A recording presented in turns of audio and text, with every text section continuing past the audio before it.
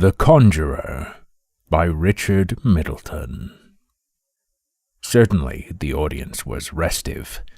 In the first place, it felt that it had been defrauded, seeing that Sissy Bradford, whose smiling face adorned the bills outside, had failed to appear, and, secondly, it considered that the deputy for that famous lady was more than inadequate. To the little man who sweated in the glare of the limelight and juggled desperately with glass balls in a vain effort to steady his nerve, it was apparent that his turn was a failure.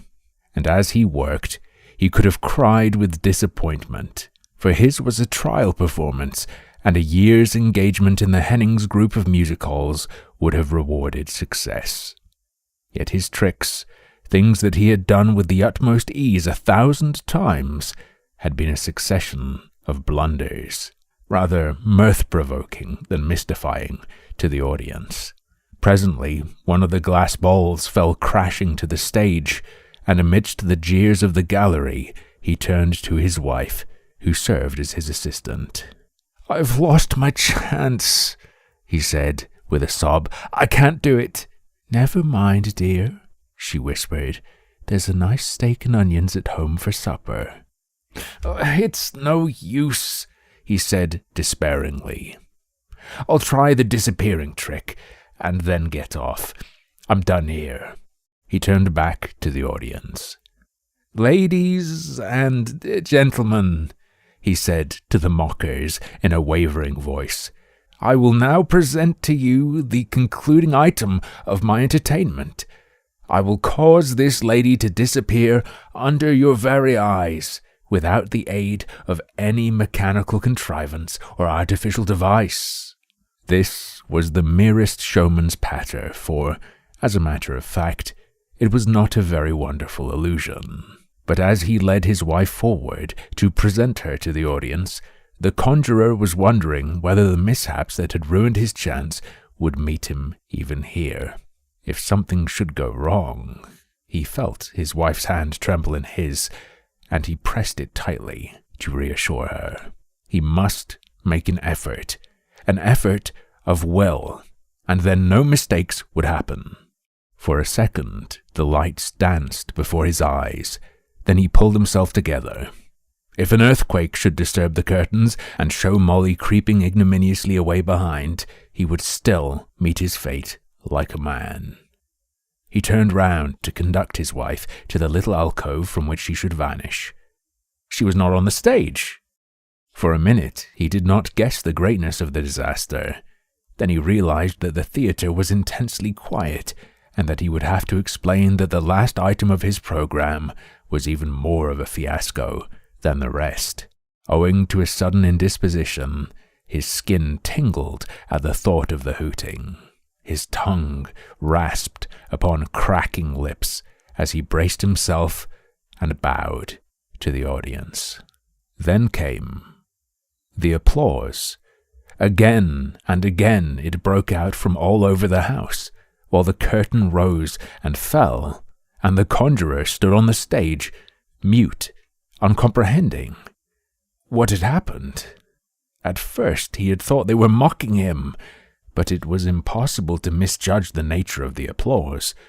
Besides, the stage manager was allowing him call after call, as if he were a star. When at length the curtain remained down, and the orchestra struck up the opening bars of the next song, he staggered off into the wings as if he were drunk. There he met Mr. James Hennings himself. "You'll do," said the great man. "That last trick was neat. You ought to polish up the others, though. I suppose you don't want to tell me how you did it. Well, come in the morning and we'll fix up a contract." And so, without having said a word, the conjurer found himself hustled off by the vaudeville Napoleon. Mr. Hennings had something more to say to his manager. "Bit rum," he said. "Did you see it? Queerest thing we've struck. How was it done, do you think? Can't imagine. There 1 minute on his arm, gone the next. No trap or curtain or anything. Money in it, eh? Biggest hit of the century, I should think. I'll go and fix up a contract and get him to sign it tonight. Get on with it." And Mr. James Hennings fled to his office. Meanwhile, the Conjurer was wandering in the wings with the drooping heart of a lost child. What had happened? Why was he a success? And why did people stare so oddly? And what had become of his wife? When he asked them, the stagehands laughed and said they had not seen her. Why should they laugh? He wanted her to explain things and hear their good luck, but she was not in her dressing room. She was not anywhere. For a moment, he felt like crying. Then, for the second time that night, he pulled himself together. After all, there was no reason to be upset. He ought to feel very pleased about the contract, however it had happened. It seemed that his wife had left the stage in some queer way without being seen. Probably, to increase the mystery, she had gone straight home in her stage dress and had succeeded in dodging the stage door keeper.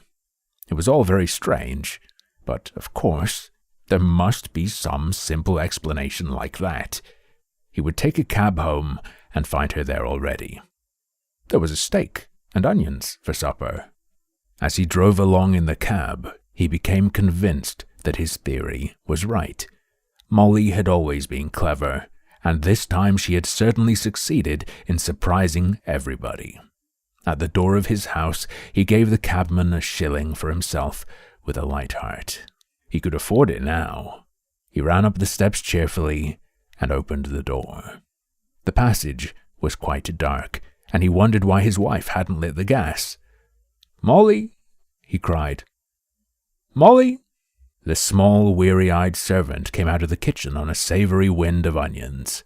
"Hasn't Mrs. come home with you, sir?" she said.